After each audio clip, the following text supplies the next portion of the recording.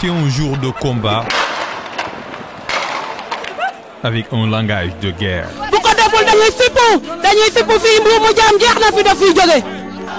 Des rues jonchées de pierres, remplies de monde, envahies par les forces de l'ordre, submergées par la colère d'un peuple qui crie face à un pouvoir qui s'effiloche. Il y a 9 ans, le même jour, le peuple faisait face à un pouvoir incarné par les mains du pape du Sopi.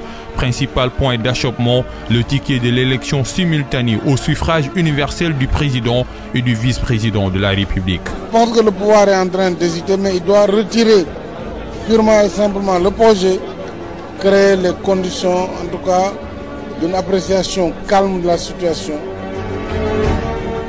Tout commence le mercredi 15 juin 2011. Dans le calme du palais présidentiel, le chef de l'exécutif, du Sénat et de l'Assemblée nationale fabriquent l'arme qu'ils allaient eux-mêmes tirer plus tard sur leurs propres pieds. Le jour suivant, le Conseil des ministres adopte le projet de loi et décide de l'examiner en procès d'urgence. L'opposition utilise le 4e pouvoir pour préparer le peuple à une manifestation d'une ampleur considérable.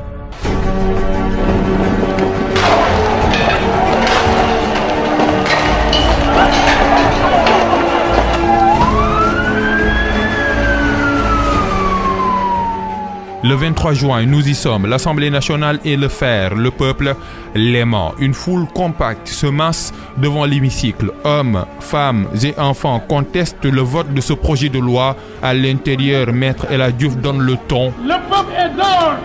C'est ça le peuple sénégalais. Il fera face. À l'extérieur, ce sont les manifestants. Les forces de l'ordre ne peuvent rien face au désordre. Dakar en feu et en sang dans tous ses coins et recoins. La capitale se transforme en un véritable champ de bataille.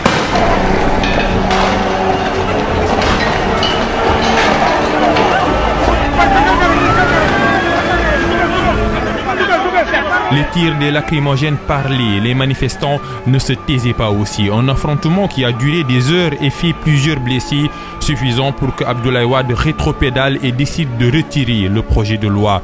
L'Assemblée nationale suit ses pas aux environs de 17 h. Les manifestants jubilent, l'État capitule. Le 23 juin, le peuple sénégalais a montré son génie, sa force. Ils nous ont surpris une fois, le 23 juin, parce que nous ne nous y attendions pas. Mais maintenant, je peux vous assurer que c'est fini, c'est terminé.